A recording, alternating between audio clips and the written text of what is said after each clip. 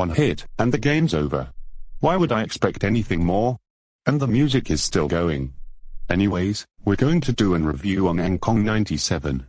NKONG 97 is an unlicensed shoot-'em-up game released in 1995 by Happysoft.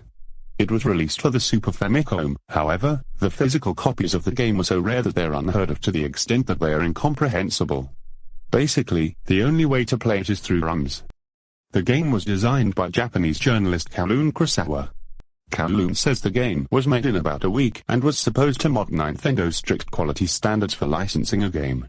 This game was never actually published in stores, with Kurosawa sending copies himself via mail. Numerous celebrities and companies had their likenesses ripped and translated into a 16-bit format, almost certainly without their permission, including Jackie Knack from Wheels on Meals, Chin, Bruce Lee as Chin, Chris Patton, Deng Xiaoping as Tong Xiaoping, and the Coca-Cola Company. This game's story is heavily anti-communist. Although it had almost no release and was unlicensed, the game has 3 languages: Japanese, traditional Chinese, and English. The language in the English version is comprised of vulgar English.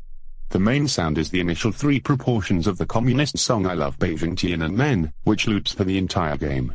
The loop lasts for only 6 seconds and doesn't stop even during the game over screen, or when the game returns to the title screen afterwards.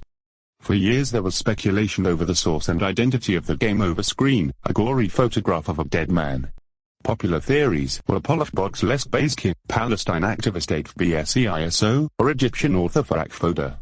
The actual source was finally identified in 2019. It is a still from the Japanese shockumentary New Death File 3, depicting an unidentified man killed during the Bosnian War in 1992. Exactly as written in the game, the year 1997 has arrived. A herd of Reds are rushing from the mainland. Crime rates skyrocketed. NKONG is ruined. Therefore, the NKONG government called Bruce Lee's relative Chin for the massacre of the Reds. Chin is a killer machine. Wipe out all 1.2 billion of the Red communists. However, in mainland China, there was a secret project in progress. A project to transform the deceased Tong Xiaoping into an ultimate weapon. The game is a 2D shoot-'em-up. After surviving a few waves of enemies, you face a giant floating Tong Xiaoping. Deng Xiaoping, head. Once defeated you start over and so on until you lose. 15 reasons will be given why it intentionally sucks. 1. Celebrities had their likenesses ripped and translated into a 16-bit format without their permission, including Jackie Knack from Wheels on Meals, Chin, Bruce Lee, intro, Chris Patton, intro, Deng Xiaoping, title and boss, and the Coca-Cola Company, background.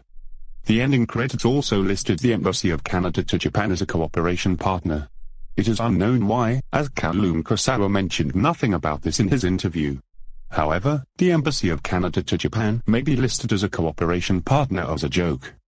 2. Extremely long, and incredibly idiotic/bizarre, story to wade through before you get to the game. The plot is so ridiculous that many find it to be comedic or flat out ludicrous.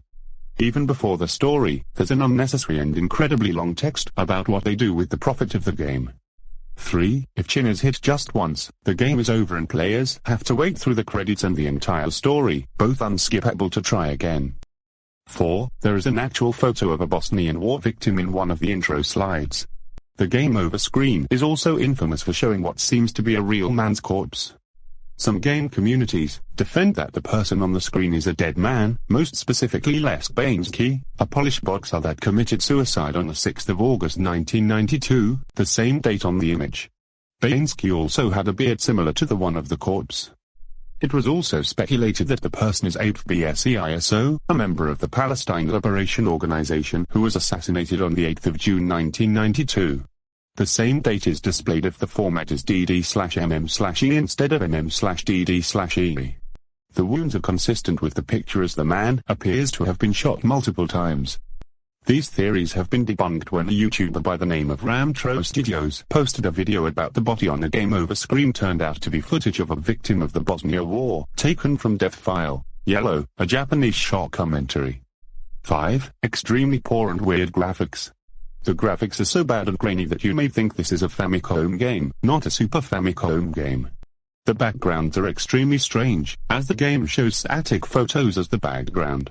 which alternate between pictures of Maoist propaganda, Guilin, the logo of Asia Television, the logo for Chinese Coca-Cola, or a picture of Mao Zedong in monochrome. 6. The first intro slide directly uses the F-bomb.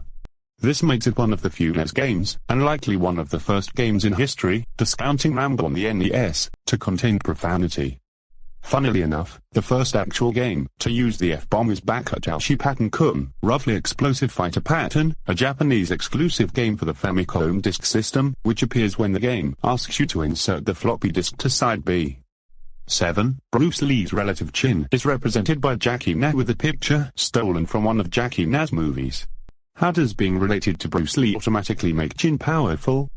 8. When you kill enemies, they turn into a GIF of an atomic explosion, and then into the picture used on the game over screen. 9. The final boss is supposed to be Tom Xiaoping's resurrected corpse turned into the ultimate weapon. Instead, it's just Deng Xiaoping's disembodied floating head. If you defeat it, the game repeats itself forever. The aforementioned reasons are unrealistic and they raise several questions. How does China produce an endless army of giant floating heads? How is a giant disembodied head an ultimate weapon, if it's logically incapable of attacking you? 10. While defeating enemies they can drop items, some cause instant death, though some grant temporary invincibility. For example, a poker chip can kill the player, and a syringe possibly grants protection. 11. The music is the first two lines of the song, I Love Beijing Tiananmen, looping endlessly from the moment you turn on the game until you turn it off. Not even at game over nor speeding up the game on an emulator resets the loop. Unless if you mute the sound. 12. Besides that awful song, there are no sound effects. 13. The hitbox of Chin is a rectangle, meaning you can die even if it seems that you haven't been hit. 14. The first time the story is shown, it slides automatically. And lastly, 15. The game tells you to wipe out 1.2 billion red communists, which is the entire population of China at the time. The reward is that the music finally stops, which is just lame. But, at least, 3 redeeming will love Beijing Tiananmen. 1. Ahead of its time, it had the option to pick between languages. Japanese, traditional Chinese, and English. 2. This game's story is so stupid and ludicrous that it can be really funny depending on your point of view. And lastly, 3. The gameplay itself is not that awful, just a decent 2D shooter. NCONG 97 is widely considered one of the worst and most absurd games of all time. It is particularly infamous for the corpse on the game over screen and the infinite looping song. NCONG 97 also became a parameter of comparison for other offensive and absurd games such as Terrifying 9.11. The game is so ridiculous that it gained a cult following over the years and became an internet meme to the classic gaming community. There are fan websites, spiritual successors, videos parodying the lame introduction, and even remakes of the game.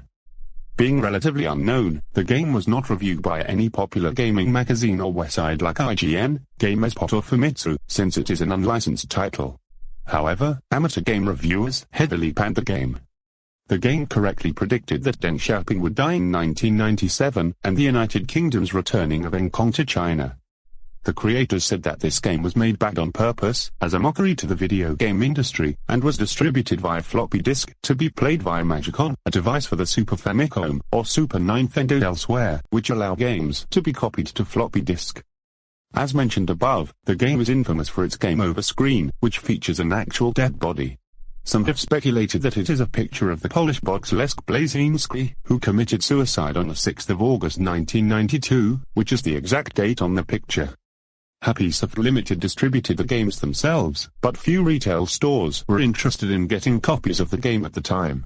After this game, HappySoft was never heard from again, therefore the actual hard copies of the game are extremely rare. Numerous users commented on this, and the Edkin himself said that he was unable to locate even photo evidence that a cartridge of the game existed, and the ones commonly available are emulated ROMs.